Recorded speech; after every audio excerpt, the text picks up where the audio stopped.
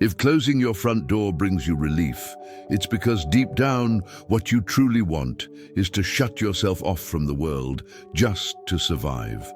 Carl Jung once said that the soul asks for silence when the ego can no longer bear the noise. And maybe that heaviness you feel when visitors arrive, that urge to retreat into your own space, isn't laziness, antisocial behavior, or oversensitivity. Maybe it's the call to preserve your energy, reclaim your essence, and move forward in your individuation process. This is where most people lose their way. They live to please, open the door to all kinds of energy, and later can't understand why they're drained.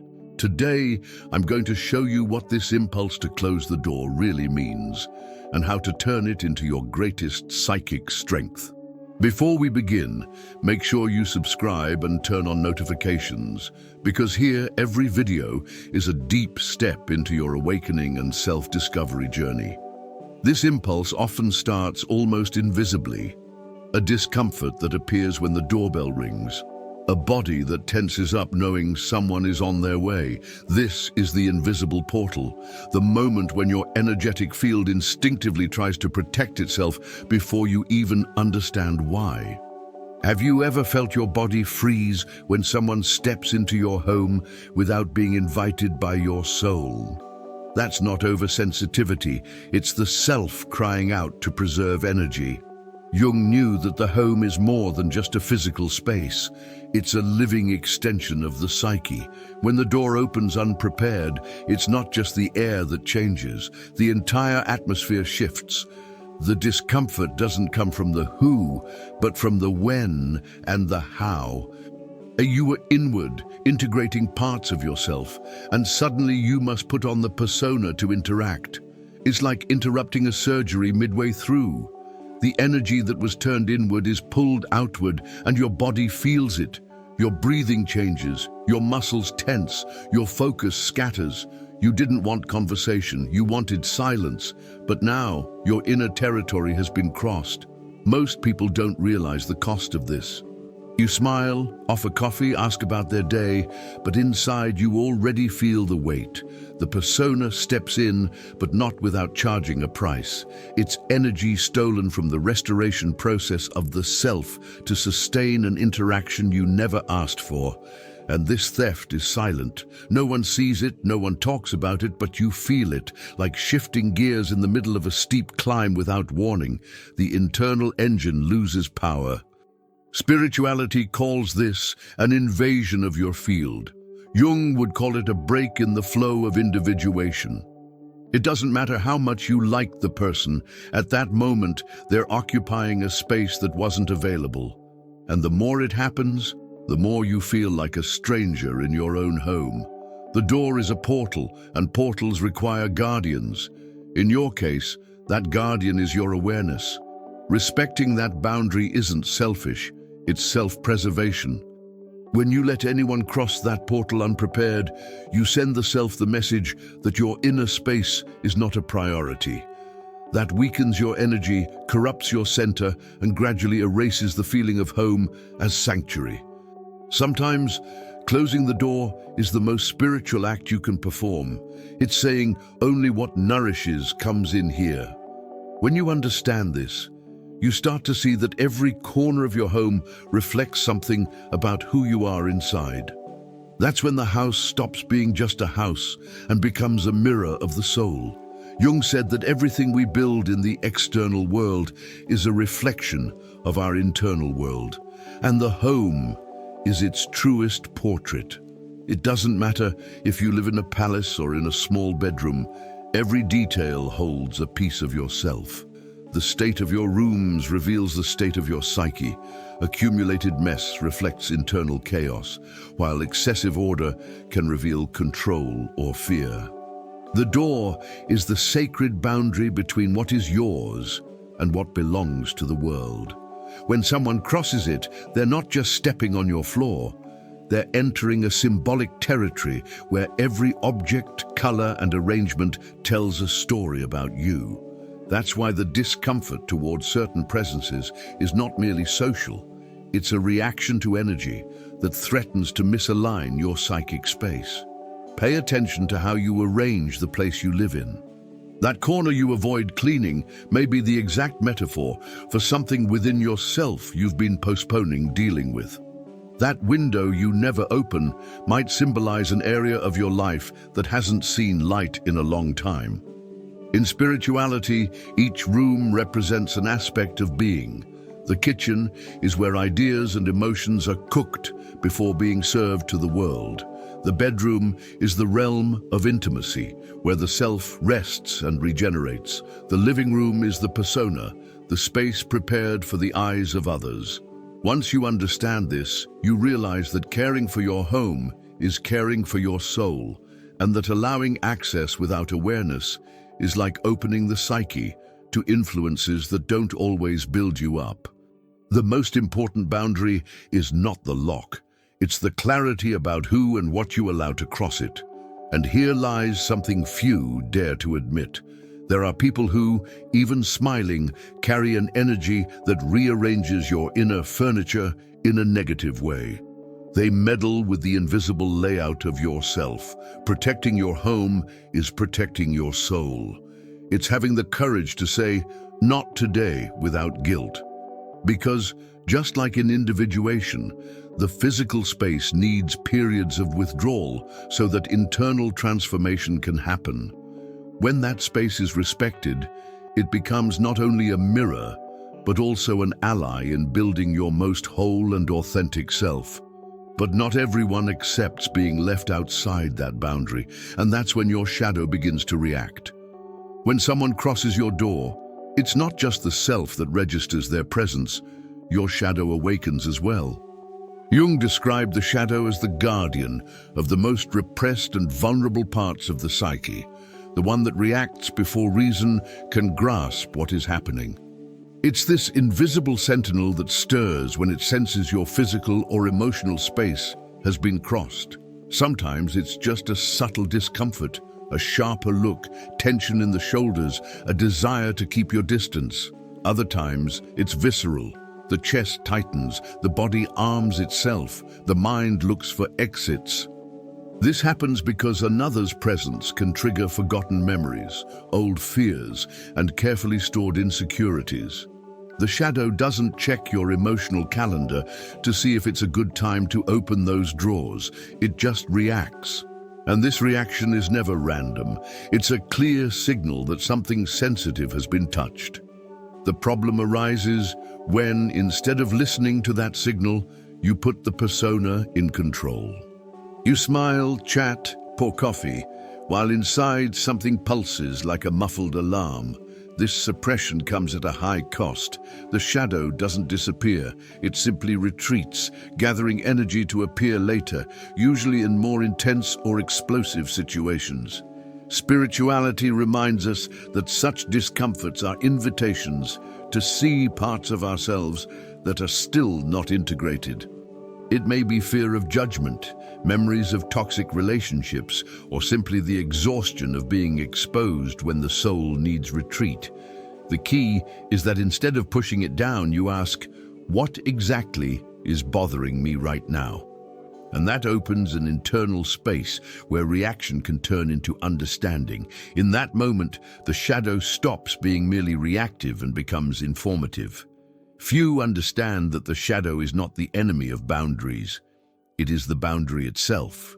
It instinctively and precisely recognizes what threatens your energetic and psychic integrity. Integrating the shadow doesn't mean silencing it, but rather learning to listen to it and use it as an ally. When you understand its role, you realize that the discomfort arriving as an alert is not weakness. It's psychic intelligence in action.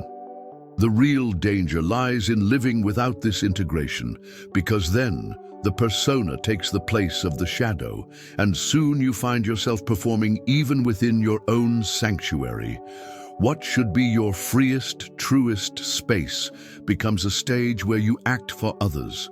This eats away at you from the inside because it requires constant energy to keep the performance going. And this leads to the next point, the weight of activating the persona inside your own refuge. There is no greater exhaustion than having to wear the persona inside your own home. Jung understood that the persona is necessary in society. It helps us interact, work, negotiate. But when that mechanism is triggered in your most intimate space, something is deeply misaligned.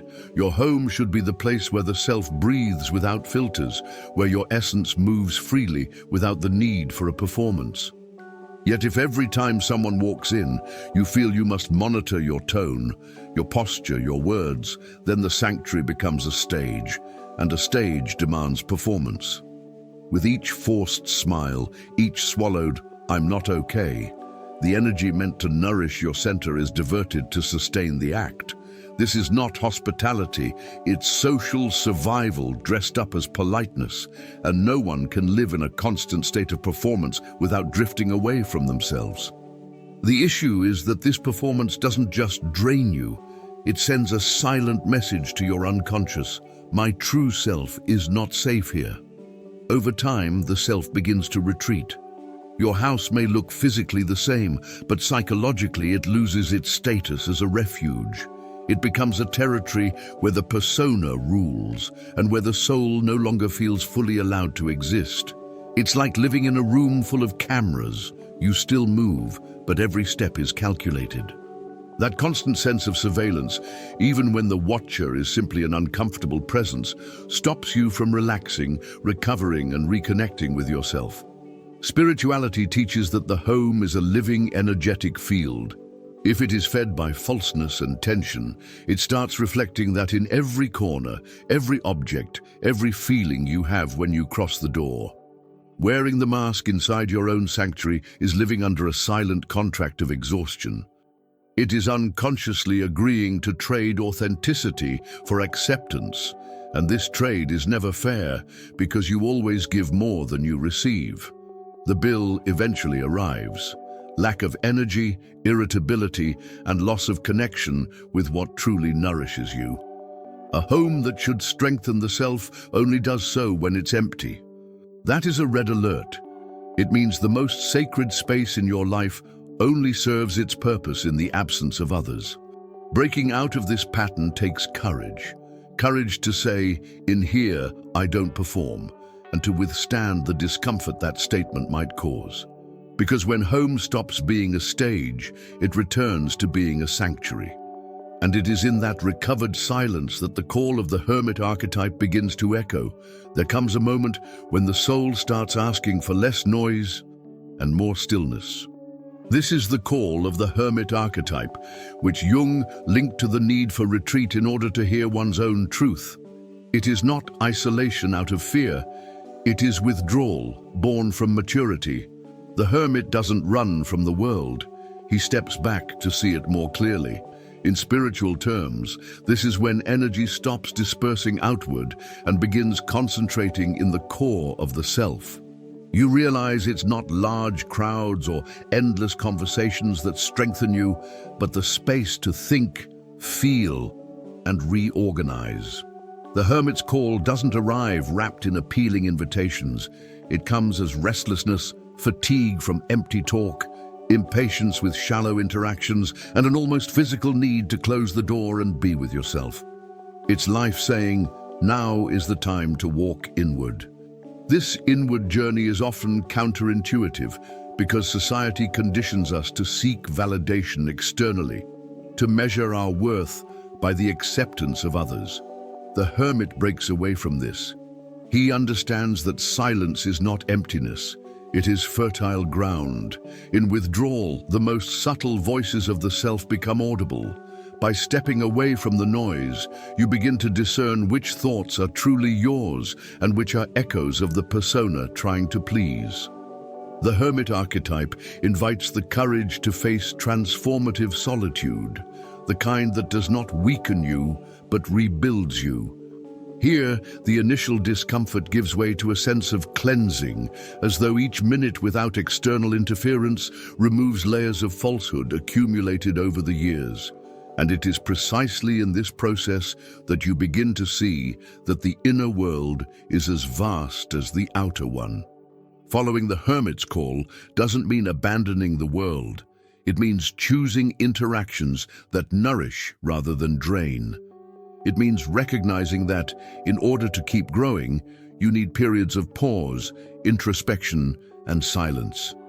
It is accepting that not every invitation deserves a yes, and that closing the door is often an act of self-love. Jung understood that individuation, the process of becoming whole, requires moments of strategic retreat. The hermit symbolizes this stage. The light that guides the way comes from within, not from outside. But it takes courage to maintain this path when the world insists on calling selfish what is, in truth, preservation. And by remaining in this space, solitude ceases to be a threat and becomes an ally, opening the door to a wisdom that can only be born when you learn to be alone. Solitude has a bad reputation, but those who have crossed the deepest portals of self-knowledge know that it is one of the most demanding and generous teachers. Jung understood that without periods of withdrawal, the self cannot reorganize. Solitude is not the absence of love or social life. It is the full presence of yourself. It is the space where you listen without interference, where the persona does not need to be worn, and where the truth is no longer negotiable. At first, it is uncomfortable because it forces you to face what the external noise had been hiding. But over time, this discomfort becomes a force field. Spirituality calls this transformative solitude, not a punishment, but an incubator for internal rebirth. In this space, you stop reacting to the world and start acting from your own center. The wisdom of solitude lies in understanding that it is not an end, but a means. It is a strategic interval in which you stop investing energy in maintaining appearances and instead direct it toward rebuilding what is essential. Here, every silence becomes a mirror, every pause a diagnosis, every absence an invitation to assess the quality of your presences. Without the constant pressure to please or adjust, you begin to hear the real needs of yourself. You might realize that you have been exhausted from sustaining connections that had nothing genuine about them. You might discover talents and interests that never had the space to bloom. It is like cleaning a room that has been locked for years and finding forgotten treasures. But to reach them, you must first face the dust, the mold, and the shadows that have been hiding there. Over time, solitude stops being a state and becomes a skill, the ability to be with yourself without feeling empty. This is one of the greatest strengths of those walking toward individuation. You begin to choose more carefully where and with whom you invest your energy, and that radically transforms the quality of your life. It's not about cutting ties impulsively, but about cultivating an inner garden so strong that no relationship becomes a matter of survival. You become whole before you become available. And in doing so, you learn that you don't have to give up connections, only filter them so that they are truly nourishing. This balance leads to the next point, the art of guarding boundaries, so that the wisdom gained in solitude is not lost upon re-entering the world. Guarding boundaries is not just about saying no when something bothers you. It is a daily commitment to preserving your energy and psychic integrity. Jung knew that the self cannot thrive in environments that constantly invade its borders. A boundary is not coldness, it is clarity. It is understanding that each time you allow someone to cross what is sacred to you, you are silently authorizing an internal erosion. Spirituality sees a boundary as an energetic protection field, not a wall that isolates, but a filter that prevents what drains you from continuing to have access. The problem is that the persona, trained to please, often tries to loosen this filter to maintain approval. And that's where the wear and tear begins, when you start negotiating your peace just to keep connections that should have been ended long ago. The art of guarding boundaries takes practice because the world is used to benefiting from your automatic yes. That's why, at first, setting a limit often provokes surprise, manipulation, or even hostility. These reactions don't mean you are wrong. They mean the other person has lost access they should never have had. This is where strategic awareness comes in, holding the boundary even under pressure. A practical example: if you already know a certain conversation or meeting will leave you drained, decline without over-explaining. The more you justify, the more space you give the other person to dismantle your decision. Jung would say, this is a test of individuation, acting in alignment with the self, even when it displeases someone else's persona. Each time you hold a boundary, you reinforce the message to yourself that your energy is a priority. Over time, guarding boundaries becomes natural, almost intuitive. You quickly notice who respects your space and who only approaches to take from it. You learn to spot subtle signs, the tone of voice that pressures, the innocent request that asks too much, the persistence that ignores your no. And as you recognize these patterns, you don't respond with anger or drama, you simply close the inner door. This maturity creates a kind of freedom few know, the freedom to choose your battles, your company, and even your silences. This doesn't mean isolating yourself, but keeping alive the wisdom gained in retreat. And it is this preservation that ensures that when you make space for someone or something, you are whole. This inner solidity is the foundation for the next step, protecting not just your time, but the sacred space where your psyche can flourish without interruption. A sacred space is not just a physical place, it is an extension of your inner world. It is where the self breathes without having to wear the persona. Jung saw the home, the bedroom, or even a simple quiet corner as living representations of the psyche, capable of protecting or exposing the soul. Creating this space is an act of self-love and a silent rebellion against a world that demands constant exposure. It is the place where you choose who enters, what stays, and what is expelled without hesitation. It is not about luxury or aesthetics, but about energetic function. Everything in it should support your integrity.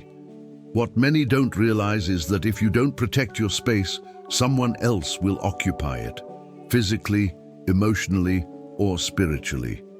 And when that happens, the cost is not just discomfort, it is the loss of an internal territory that should never have been invaded. To keep this space alive, you need to ritualize its preservation. Locking the door isn't enough. You need to cleanse the energy. This can be done in many ways: silently lighting a candle, playing music that raises your frequency, meditating, or simply rearranging objects to reflect your current inner state. Jung believed that symbols hold power, and every object in your sacred space should carry meaning, whether it's a book that changed your life or a stone you found at a pivotal moment. These rituals aren't superstition, they are psychological anchors that reinforce who you are and where you're going. Without them, a house is just walls. With them, it becomes a psychic temple that shields you from dispersion and exhaustion. But here's the thing, your sacred space only serves its purpose if you learn to say no to those who try to invade it. That goes for visitors, messages, and even thoughts that insist on entering. Guarding this space also means guarding your mind and body. It's deciding that no toxic conversations, disguised obligations, or demands that break your center will cross its threshold. It's consciously choosing what deserves to enter and what stays outside. When you protect this territory, something shifts within you. Your choices become clearer, your energy denser, and your presence harder to manipulate. And in that protected, untouchable silence, you create the conditions for the next step, turning that retreat into fertile ground where your true self can bloom. Silence is not the absence of sound, it is the full presence of yourself. For Jung, it is the ground where individuation can happen without distraction, where the self can finally speak without interference from the persona. In the outer world, you are constantly shaped by other people's expectations. In silence, you shape yourself. It's there that the roots of your essence sink deep, finding the psychic water that nourishes true growth. This process doesn't happen under applause or spotlights. It happens in the unseen hours. While the world chases movement, you find power in stillness. While others rush to be seen, you hide to find yourself. And it is exactly in this reversal that the most authentic growth resides. Not the kind that pleases, but the kind that sustains.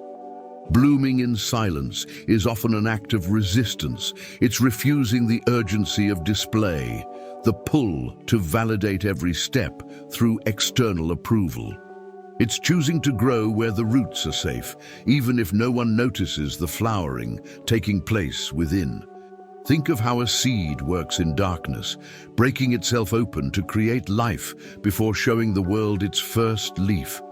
You too need that hidden time. Time to heal, to experiment, to make mistakes without judgment. This retreat strengthens what is genuine and dismantles what is only a mask. Jung knew that without this stage, individuation becomes fragile, like a plant exposed too soon to the cold. Silence, far from being empty, is an incubator. And when you finally emerge, having honored your silence, something changes in your presence. Your words become more precise, your movements more intentional, and the energy you carry is unmistakable. People can't explain it, but they feel it. There is something solid in you, something that can't be bought, copied, or destroyed. At that point, blooming is no longer just for yourself. It becomes a silent contribution to the world, not because you seek recognition, but because your authenticity, strengthened in silence, inevitably inspires and provokes. And so, the cycle closes. What was once seen as withdrawal reveals itself as the most fertile phase of psychic life. And it's here that the journey doesn't end, but transforms, because every blooming is also a new call to protect the soil where it was born. If there's one thing you need to understand today, it's that the desire to close the door is not about pushing people away. It's about protecting the one thing that once lost never returns, your vital energy. So I ask you, how long will you pretend you don't feel it when someone crosses that line? How long will you allow the wrong presence to steal your silence, your focus, your center? This is not oversensitivity. This is not isolation. It's psychic survival. Every time you say yes when you wanted to say no, you sign another small death sentence for yourself. Individuation demands the courage to lose approval, to lose certain friends, to lose even the version of yourself that accepted anything just to keep the peace. Now it's up to you. Which door do you need to lock today before it's too late? Write it in the comments. Don't keep it to yourself. And if you want to keep walking this path with me, subscribe now and hit the bell. Because in the next videos, we're going to open doors no one else dares to touch, but that will show you, without anesthesia, who you really are.